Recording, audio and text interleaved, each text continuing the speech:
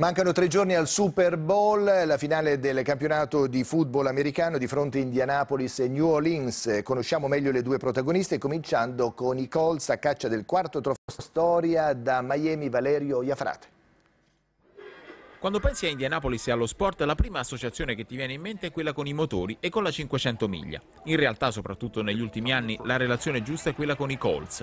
Indianapolis si identifica con la sua squadra di football e soprattutto con il suo leader carismatico, Peyton Manning, uomo del sud trapiantato nel Midwest, forse il miglior quarterback di tutti i tempi, già vincitore del Super Bowl 3 anni fa, conoscitore maniacale di tutte le sfumature possibili di un gioco che sembra complicato per tutti, tranne che per lui, leader silenzioso ma non troppo.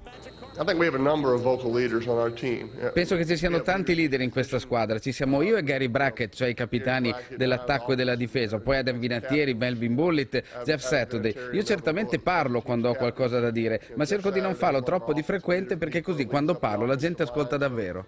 Il caso ha voluto che domenica Manning, per consacrare la sua leggenda, debba battere la squadra che fu del padre, Archie, in uno strano incrocio di destino, statistiche e riti.